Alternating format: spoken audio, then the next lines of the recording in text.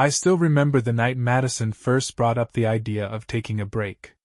It was a crisp evening in late autumn, the kind where the wind carries the scent of burning wood from chimneys and the streets are littered with golden leaves. We were sitting in our favorite booth at DeLuca's, the Italian restaurant where I had proposed just 6 months earlier. The same dim lighting, the same checkered tablecloth, but an entirely different conversation. "I just feel lost," she had said, stirring her wine absent-mindedly. "I need some time to figure things out before we take this huge step." My stomach had dropped. "Figure what out?" I asked, trying to keep my voice steady. She sighed. "Us, me, everything. This engagement, the wedding, my career. I don't know if I'm rushing into things. I need space, some clarity." I had felt blindsided. Up until that night, there were no signs that she was doubting our future. The wedding date was set, deposits paid, and invitations ready to be mailed out. We had just picked out the cake flavor the previous weekend. And now, she was talking about a break? Madison assured me it wasn't about anyone else. "It's not like that," she insisted. "I love you. I just need to get away for a little while, to reset my mind. That's why I want to go to South Asia for a few months. You know, do some soul-searching, visit temples, and volunteer." I wanted to believe her. But something didn't sit right with me. A week later, I was at JFK Airport, watching her disappear past security with her oversized backpack and a passport filled with excitement. She hugged me tightly, kissed my cheek, and promised, "This will make me a better person, a better fiancé. I just need this trip, Nate. Trust me." I nodded, not knowing that it would be the last time I saw her in person. At first, she kept in touch. She sent me pictures of vibrant markets in Bangkok, sunrise meditations in Nepal, and videos of her laughing with other travelers at hostels. She called me every few days, telling me how much she missed me. She promised she was thinking of me every step of the way. Then, the calls slowed. The texts became sporadic. Until one day, she was gone. I didn't panic at first. Maybe she was in a remote area with no service. Maybe she was just overwhelmed with her new experiences. But when 2 weeks passed with no response, my concern turned into dread. I checked her social media. No updates. Her last Instagram post was from 3 weeks ago, a scenic shot of a waterfall in Sri Lanka with the caption, "Feeling so alive! #Wanderlust #Souljourney." I messaged her best friend, Erica. "Hey, have you heard from Maddie? Haven't talked to her in a while." Erica's reply came quickly. "I thought she was talking to you. She just texted me yesterday from Bali." My blood ran cold. I immediately called Madison. It went straight to voicemail. I tried again. Nothing. I sent her a WhatsApp message and saw the double gray ticks, undelivered. Then, the realization hit me like a freight train. She had blocked me. My fiancée, the woman I had planned to marry, had vanished from my life without a word. No explanation. No closure. Just silence.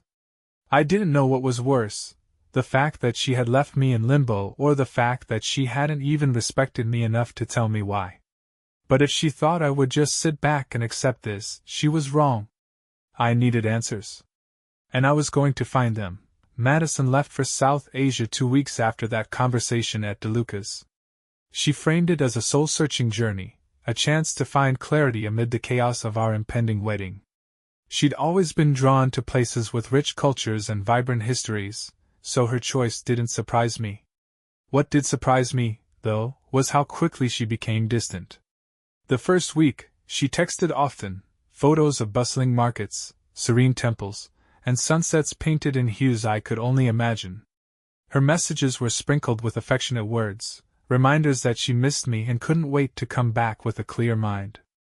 I clung to those messages, rereading them whenever doubt crept in. But then, the frequency of her texts dwindled. Calls became brief, filled with background noise, laughter, music, unfamiliar voices. She blamed bad Wi-Fi, different time zones, and packed itineraries. I wanted to believe her. I convinced myself she was just immersed in the experience, lost in the beauty of a new world. Then came the day I couldn't reach her at all. My texts remained unread. Calls went straight to voicemail. Days turned into a week, and the pit in my stomach grew heavier. I reached out to her friends, but they hadn't heard from her either. I even messaged her on social media, only to realize she had blocked me. That was the moment when fear gave way to suspicion. I told myself not to jump to conclusions. Maybe she lost her phone. Maybe she was overwhelmed. But deep down, a quiet voice whispered the truth I didn't want to hear. Unable to sit with my thoughts any longer, I decided to check our shared cloud account. We had synced it months ago to easily share photos. My heart raced as I navigated to the photo library, hoping to find some innocent explanation. Instead, I found pictures that shattered me. Madison wasn't alone. In photo after photo, she appeared with a man I didn't recognize. They were laughing on a beach, exploring temples, sharing meals. In one picture, he had his arm around her waist, her head resting on his shoulder. The intimacy in their body language was undeniable. My hands trembled as I scrolled through more images, each one a dagger. The captions told their own story, inside jokes, affectionate nicknames, private moments meant to be hidden from me. She hadn't just blocked me, she had replaced me. The betrayal was suffocating. Anger surged, mingling with heartbreak. I thought about our plans, the vows we were supposed to exchange, the life we had mapped out together. All of it felt like a lie. I closed the laptop, the room spinning around me. The woman I loved was gone, replaced by a stranger who wore her face but held none of the promises she once made. For the first time, I realized our wedding wasn't just on hold. It was over. But I wasn't going to let her break me without answers. I needed to confront her. I needed to hear her say it. The decision to confront Madison wasn't easy. I spent days oscillating between anger and heartbreak, replaying every memory, every sign I might have missed. My emotions simmered like a pot about to boil over. I couldn't bear the weight of silence any longer. I booked a flight to Bangkok, the last city she had mentioned in her sparse texts. Part of me hoped she'd be gone by the time I arrived, sparing me the confrontation. But deep down, I needed to see her face when I asked the questions that haunted me. The heat hit me the moment I stepped out of the airport, thick, humid, and stifling, mirroring the storm inside me. I checked into a modest hotel, its cracked walls and humming air conditioner providing no distraction from my thoughts. Using clues from the photos I found, I tracked down the places Madison had visited. Social media posts from her friends hinted at an eco-lodge on the outskirts of Chiang Mai. It wasn't much, but it was enough. The taxi ride felt endless, the scenery a blur of green hills and winding roads. When the car finally stopped, my heart pounded with anticipation and dread. The lodge was small, tucked between towering trees with paper lanterns swaying in the breeze. It looked peaceful, completely at odds with the chaos in my chest. I spotted her almost immediately, sitting on the porch of a small bungalow, laughing with the man from the photos. They looked like a couple lost in their own world, untouched by guilt or regret. She had that carefree glow I hadn't seen in months, her hand casually resting on his knee. Rage surged through me, but I kept my steps steady as I approached. She looked up, her laughter dying mid-note, replaced by a look of sheer disbelief. "Ethan?" she stammered, standing up abruptly. I didn't respond immediately. I just stared, taking in the sight of her, trying to reconcile the woman I loved with the stranger in front of me. "Did you think you could just block me and I'd disappear?" I finally said, my voice low but sharp. The man stood up, his posture defensive. Madison placed a hand on his chest, as if to hold him back. "This isn't what you think," she began, but her voice faltered. "Really? Because from where I'm standing, it looks exactly like what I think." Her eyes darted around, as if searching for an escape. But there was none. Not this time. "I needed space, Ethan. I needed to find myself." "And you found yourself in someone else's arms?" The man opened his mouth to speak, but I raised a hand to silence him. My anger wasn't for him. It was for her.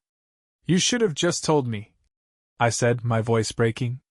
"You owed me that much." She didn't respond. Maybe there was nothing left to say. I turned and walked away, leaving behind the woman who once promised me forever, and the pieces of a future that would never be. The flight back home felt longer than the one heading out, even though it was the same number of hours.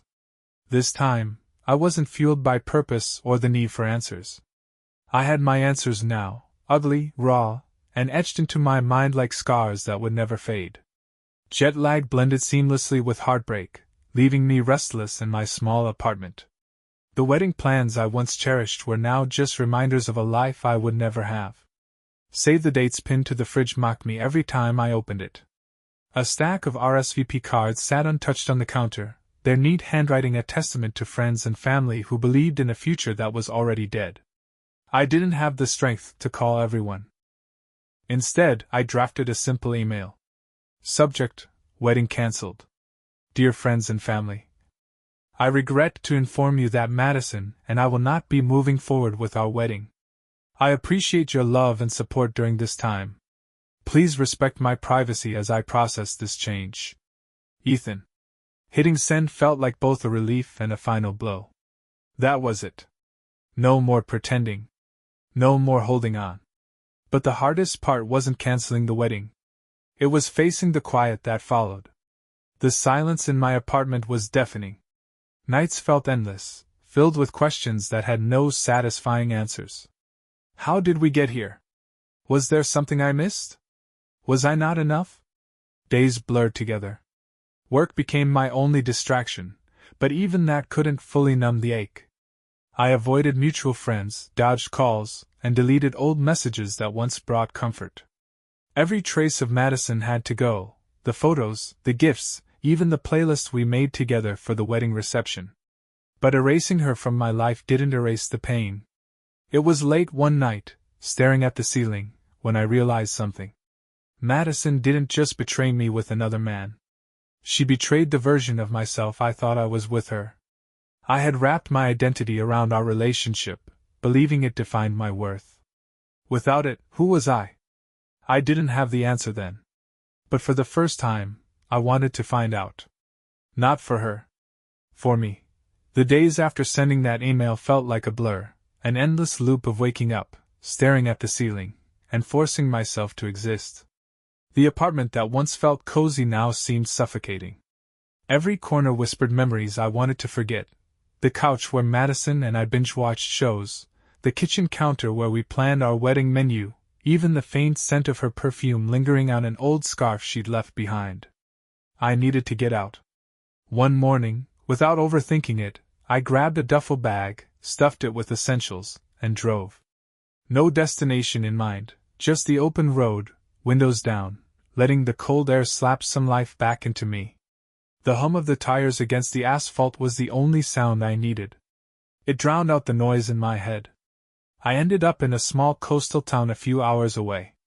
It was quiet, the kind of place where nobody knew me. That anonymity felt like a balm. I checked into a modest inn overlooking the gray, choppy sea. The room was basic, a bed, a small desk, and a view that stretched endlessly. It was perfect. For the first few days, I did nothing but watch the waves crash against the shore. There was something comforting about their persistence, their refusal to stop even when everything else felt stagnant. Eventually, I started writing. It wasn't planned. I found an old notebook in my bag, probably tossed there during one of our road trips. The pages were blank, waiting. I didn't write about Madison, not directly. I wrote about the sea, the cold wind, the strangers I saw in the small cafe down the street. But woven into every word was the undercurrent of my grief, my anger, my confusion. It helped. More than I expected. One evening, while scribbling aimlessly, I heard a knock on my door. I wasn't expecting anyone. Opening it, I found an older man standing there, probably in his late 60s. His face was weathered, with kind eyes and a beard flecked with gray. "Power's out in the common area," he said. "Thought you might want some company. Got a deck of cards?" I hesitated. The idea of small talk felt exhausting. But something in his casual, no-pressure tone made me step aside and gesture him in. His name was Sam. A retired fisherman who had lived in the town his entire life. We played cards in silence at first, the shuffling and dealing filling the space between us. Eventually he spoke. "Running from something?" he asked, not looking up from his hand. I didn't answer immediately. What was the point of lying? "Someone," I replied quietly. He nodded as if that was all the explanation he needed. We didn't talk about Madison that night. But over the next few days, I found myself opening up. Maybe it was the simplicity of Sam's presence, no judgment, no advice unless asked. Just listening.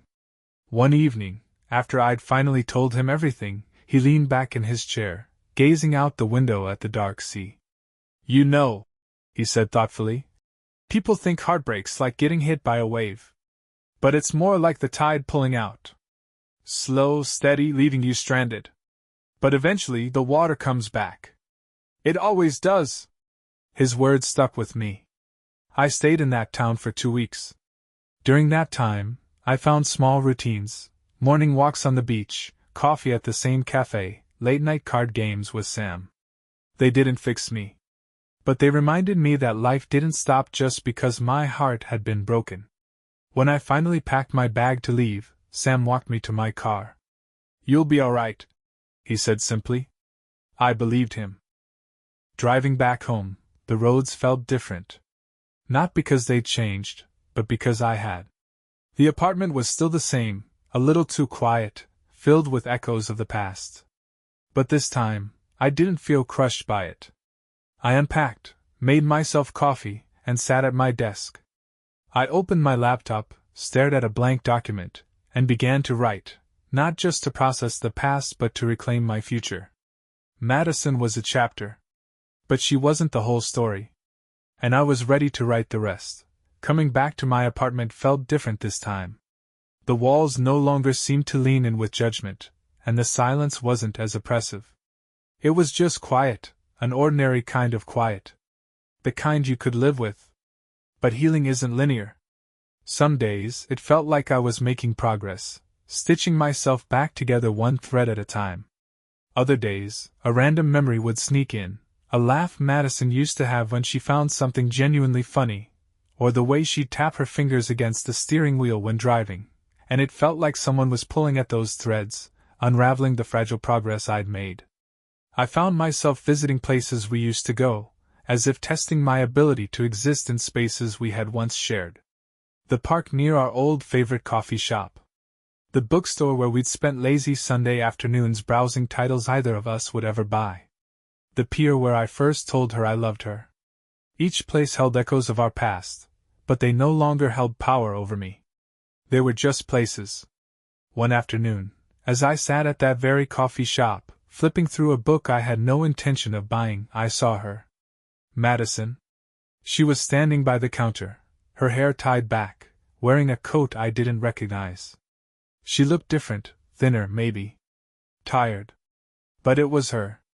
For a brief moment, our eyes met. Time seemed to pause, the background noise fading into a dull hum. She gave me a tentative smile, the kind you give an old acquaintance, not someone you almost married. I didn't smile back. I just nodded slightly and went back to my book, my heart pounding in my chest. She walked past my table, paused for a fraction of a second, then kept going. The door chimed softly as she left. I sat there, stunned, staring at the same sentence in my book for what felt like an eternity. The adrenaline eventually faded, replaced by an unexpected emotion, not anger, not sadness. Just emptiness. A void where feelings used to be. She was a stranger now, someone I used to know. That realization hit harder than I expected. Later that evening, as I sat at my desk, I couldn't shake the encounter. Not because it hurt, but because it didn't hurt as much as I thought it would. I realized I was waiting for some grand emotional breakdown, but it never came. She was part of my story, sure, but just a chapter, not the whole book. Determined to process the lingering feelings, I opened the notebook I'd brought back from the coastal town. Instead of writing about her, I wrote about me. My growth. My resilience. The lessons I'd learned from the heartbreak. and for the first time, the words flowed easily. Over the next few weeks, I found myself writing more often, pouring my thoughts onto pages without hesitation. It was therapeutic, like talking to someone who wouldn't interrupt, judge, or offer unsolicited advice. I wrote about everything: my mistakes, my regrets, my hopes, even the mundane details of my day. Each word felt like another step forward, another piece of myself reclaimed. I reconnected with friends I distanced myself from during the aftermath of the breakup. At first, I dreaded the inevitable questions, the awkward condolences. But to my surprise, most of them didn't dwell on Madison. They just welcomed me back with open arms, ready to pick up where we left off. One evening, while having drinks with my friend Liam, he said something that stuck with me. "You know, Ethan, it's not about getting over her. It's about getting back to you." And he was right. It wasn't about forgetting Madison or pretending she never existed. It was about remembering who I was before her, and who I could be without her. I started doing things I'd put on hold during our relationship. I signed up for a photography class, something I'd always wanted to try but never made time for. I traveled not to escape, but to experience new places on my own terms. I even joined a local running group, despite hating the idea of early mornings. Each new experience was like adding color to a canvas that had been left blank for too long. One day, while sorting through old boxes in my apartment, I found a small envelope tucked between some books. It was addressed to me, in Madison's handwriting. My heart raced as I debated whether to open it. Curiosity won. Inside was a simple note. "Ethan, I'm sorry for everything. I don't expect forgiveness. I just wanted you to know that you didn't deserve any of it. You were good to me, and I broke something beautiful. That's on me, not you. I hope you find happiness. Madison." I read it twice, then folded it neatly and placed it back in the envelope. And then I threw it away. Not out of anger, but because I didn't need it. I had already found closure, not in her words, but in my own journey. And for the first time in a long time, I felt freed. There's a strange kind of freedom that comes after heartbreak, a hollow space where something used to live. At first, it feels like a wound, an absence you can't stop noticing. But over time, if you let it, that emptiness becomes room to grow. That's where I found myself, standing in that space, not haunted by memories, but surrounded by possibilities. After throwing away Madison's letter, I felt lighter, like I'd set down a burden I didn't realize I'd been carrying. It wasn't just her apology I was discarding. It was the final thread tying me to a version of myself that no longer existed. I focused on the present. Photography became more than just a hobby. It gave me a new way to see the world. I'd wander through the city with my camera, capturing fleeting moments, sunlight spilling through cracks in old buildings, strangers laughing over coffee, the ripple of wind across an empty park bench. Each photo was a reminder that beauty existed in the ordinary, that life moved on even when you thought it couldn't. One afternoon, while photographing a street festival downtown, I met someone. Her name was Claire. She wasn't remarkable in the way movies depict love interests, with dramatic slow-motion entrances or serendipitous meet-cuties. She was standing by a food truck, trying to balance a cup of lemonade and a messy taco, her sunglasses slipping down her nose. I noticed her because she was laughing, really laughing, the kind that makes people turn their heads. It wasn't the laugh that caught my attention, though. It was the ease of it, like she wasn't performing for anyone. We struck up a conversation about the ridiculousness of trying to eat street food gracefully. It wasn't flirtatious or charged with hidden motives. It was just easy, natural. Over the next few weeks, we kept running into each other, at the same coffee shop, at a local bookstore, even at the park where I'd go to clear my head. Eventually, we exchanged numbers, and what started as casual chats turned into long conversations. Claire wasn't Madison. She didn't carry herself with the same polished perfection. She was spontaneous, a little chaotic, and unapologetically herself. And that's what I liked about her. But this isn't a love story, not in the traditional sense. Claire didn't swoop in to heal me or fill the void Madison left behind. She wasn't a remedy for my broken heart. She was just a person who showed up at a time when I was finally ready to let someone in, not to fix me, but to meet me where I was. And that was enough. One evening, as we sat on the rooftop of my apartment, watching the city lights flicker below, she turned to me and asked, "Do you ever think about her?" It was the first time she'd brought up Madison, and the question didn't sting the way I thought it might. "Not like I used to," I replied honestly. "She was a part of my story, but she's not the whole thing." Claire nodded, not pressing for more. "That's the thing about moving forward. It doesn't mean erasing the past. It means learning to live with it, to carry the lessons without letting them weigh you down." I still had bad days. There were moments when doubt crept in, whispering that maybe I wasn't enough, that I'd failed somehow. But those voices grew quieter over time, drowned out by the life I was building. I realized that healing isn't about finding someone new or filling the empty spaces. It's about becoming whole on your own, about standing in the wreckage of what was and deciding to rebuild, not because you have to, but because you deserve to. Claire and I continued to see each other, but I didn't rush it. I wasn't searching for a replacement, or trying to recreate something I'd lost. I was just living. And for the first time in a long time, that was enough. Eventually, I looked back on my time with Madison not with bitterness, but with clarity. She was a lesson, a painful one, but a lesson nonetheless. She taught me about trust, about resilience, about the danger of losing yourself in someone else. And most importantly, she taught me that endings aren't failures. They're just new beginnings in disguise.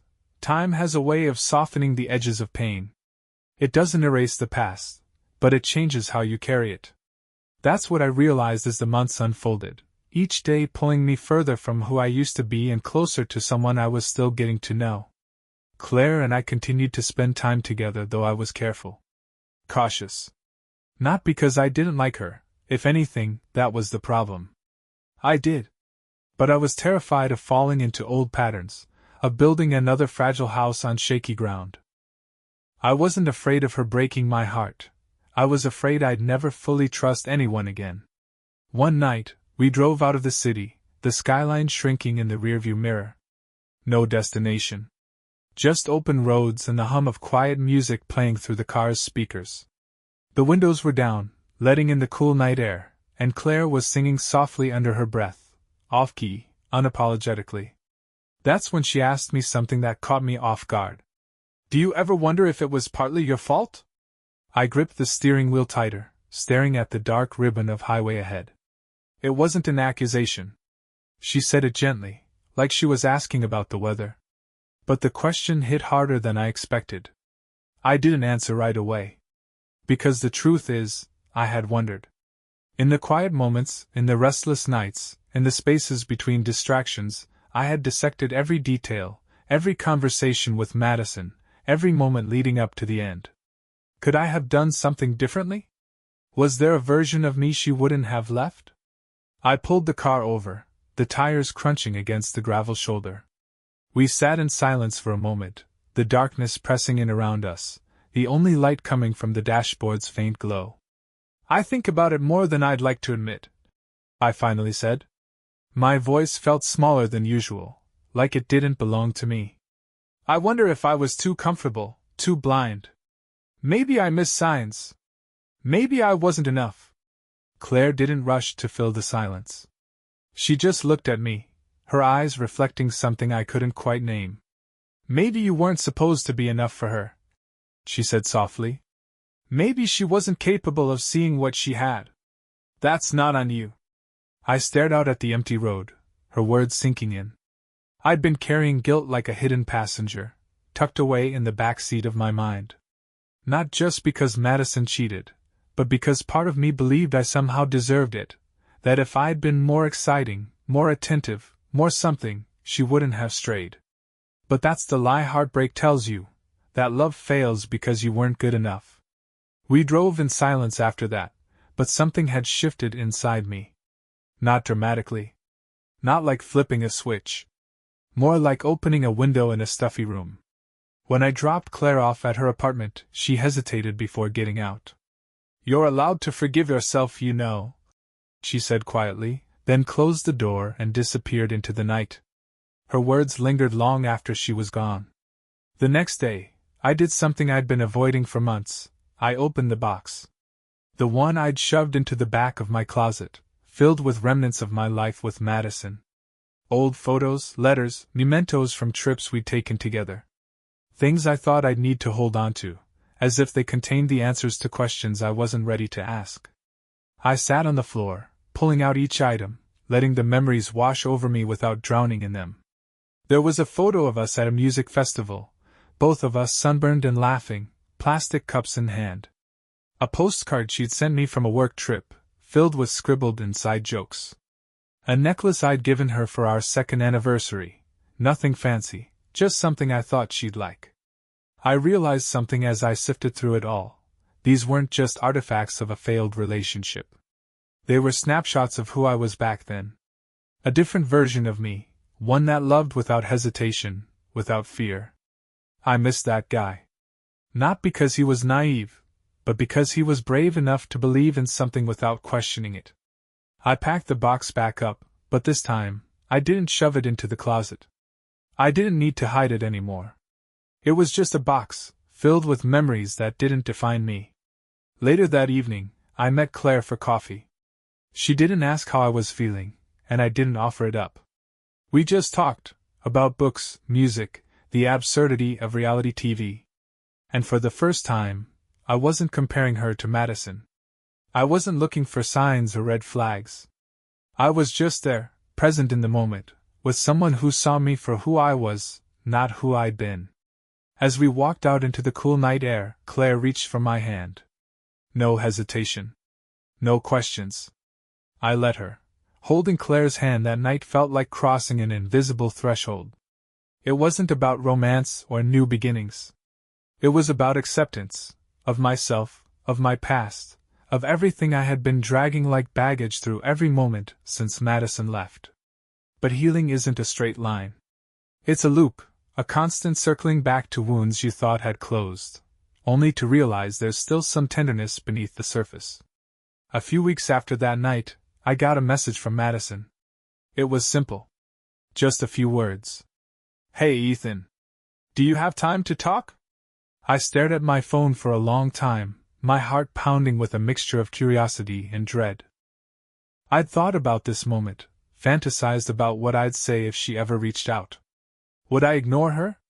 Would I lash out with the anger I'd buried? Would I demand answers she never gave me? But when it finally happened, all I felt was tired. I didn't respond right away. I let the message sit there, like an unanswered question. But eventually I typed back. Sure. Let me know when. We met at a quiet cafe downtown, one I knew wouldn't be filled with familiar faces. I arrived early, the weight of anticipation pressing on my chest. I wasn't nervous. I wasn't hopeful. I was just ready. When Madison walked in, she looked almost exactly the same, but smaller somehow. Not physically, but in presence. The woman who had once filled every corner of my life now felt like a distant echo.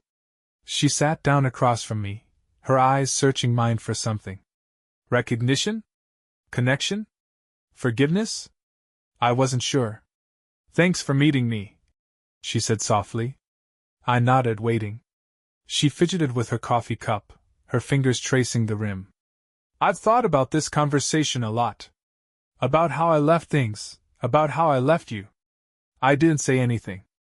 I wanted her to fill the silence with the truth, not with my questions. I was selfish, she continued. I didn't handle things the right way. I was scared, of the life we were building, of feeling trapped in something I thought I wanted. And instead of being honest, I took the easy way out. I almost laughed at that, because nothing about what she did felt easy. Not for me. I heard you, she whispered, her voice shaking. And I'm sorry. The words hung between us, fragile and weighty all at once. I took a deep breath. Why now? She looked down, her shoulders slumping. Because I needed to say it. For you, but also for me. I nodded slowly. I appreciate that. And I meant it. Not because her apology fixed anything. Not because it erased the betrayal or the months of self-doubt. But because hearing her say it out loud made me realize something important. I didn't need it. I didn't need her apology to move on. I'd already done that on my own. We talked for a little while longer, about nothing and everything. She told me about her life now, about the man she'd met in South Asia, about how that relationship didn't last. I listened, not out of interest, but out of closure.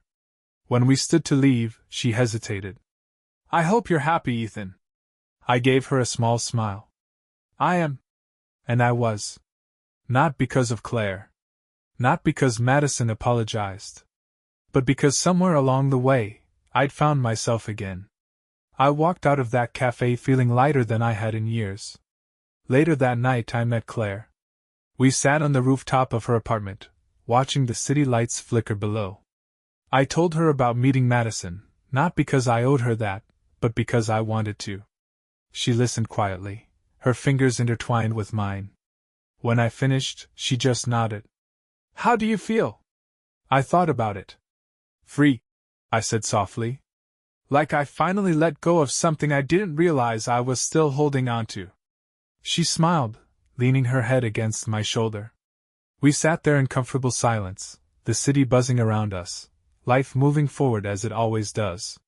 And for the first time in a long time, I wasn't looking back. Time is a quiet teacher. It doesn't tap you on the shoulder or announce its lessons with grand gestures.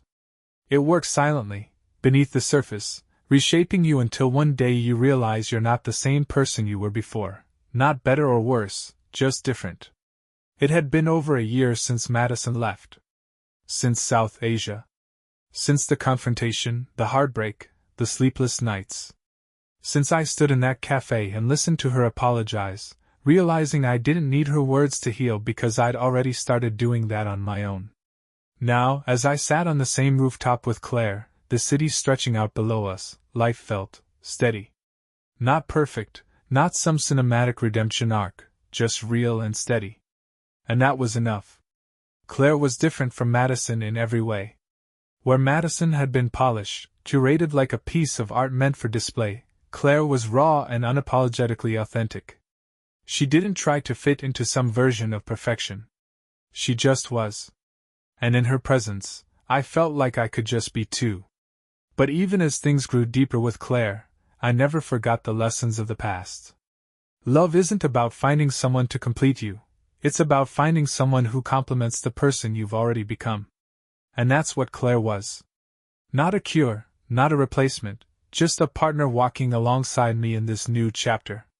One evening, as we packed for a spontaneous weekend trip, a simple getaway to the mountains, Claire found an old photo tucked in the back of one of my drawers. It was from my engagement party with Madison, a moment frozen in time, me smiling, Madison's hand resting on my chest, both of us unaware of the future that would unravel. Claire held the photo for a moment, her eyes scanning it with curiosity but not jealousy. She looked at me, her expression soft. "Do you want to keep this?" she asked, no judgment in her voice. I took the photo from her, studying it. I didn't feel anger. No sadness. Just reflection. "No," I said finally. "I don't need it anymore." Without ceremony, I tore it in half and dropped it into the trash. Claire smiled, not because I'd destroyed it, but because she understood the significance of letting go. The trip to the mountains was peaceful, filled with laughter, long hikes, and quiet moments staring at the endless sky. It was during one of those hikes, standing on a rocky overlook with the wind tugging at our jackets, that Claire turned to me and asked, "Do you ever think about the future?" I chuckled softly. "More than I used to." She smiled, her gaze distant, watching the horizon. "Me too." And that was it.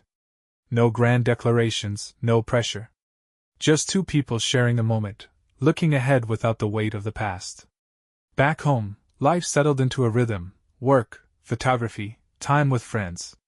I stayed connected with people I'd once pushed away, realizing how much I'd isolated myself during the aftermath of my breakup. It felt good to reconnect, to laugh without the shadow of heartbreak lurking in the background. One evening, Liam, my oldest friend, invited me out for drinks. We sat at our usual spot, a dimly lit bar with creaky floors and the best wings in town. "So," he said, raising an eyebrow, "how's Claire?" I smiled, taking a sip of my beer. "She's amazing." Liam leaned back, nodding thoughtfully. "You're different, you know that?" "Different how?" I asked, genuinely curious. "Lighter. Less guarded. You used to carry everything like it was carved into your bones. But now, it's like you finally put it down." I thought about that. Maybe he was right. Maybe I had finally put it down, not just Madison, but the guilt, the self-doubt, the fear that I wasn't enough. A few weeks later, Claire and I took another trip, this time to the coast. We stood on the beach, the waves crashing against the shore, and I realized something. I wasn't afraid anymore. Not afraid of love. Not afraid of loss. Not afraid of being vulnerable. Because heartbreak had taught me that I could survive the worst and still find beauty on the other side. As the sun dipped below the horizon, painting the sky in shades of orange and pink, I turned to Claire, my heart steady. "I love you," I said, the words falling easily, without hesitation. She smiled, her eyes shining with warmth. "I love you too." It wasn't a dramatic moment. No sweeping music, no fireworks. Just us, standing there with sand between our toes and the simple truth hanging in the air. Months passed, seasons changed, and life continued, messy, beautiful, unpredictable. Claire and I built something real, not because we were perfect, but because we were honest. We had our fights, our challenges, our imperfections. But we faced them together. Eventually, I proposed. Not with grand gestures or elaborate plans. Just a quiet evening at home, sitting on the couch, her head resting on my shoulder. "Claire," I said, my voice steady, "will you marry me?" She looked up, her eyes wide with surprise, then softened into a smile. "Yes." And that was it. Simple. Real. Ours. Standing there on our wedding day, looking into her eyes, I thought about everything that had led me to that moment. The heartbreak, the lessons, the growth. Madison was a part of my past, but she didn't define my future. As we exchanged vows, I realized I wasn't the same person who had been left broken and lost. I was someone new, someone stronger, wiser, and ready to love without fear. Because that's what healing is. Not forgetting, not erasing, but choosing to move forward. And as I held Claire's hand, promising to walk beside her through whatever life had in store, I knew I wasn't just starting a new chapter. I was writing an entirely new story.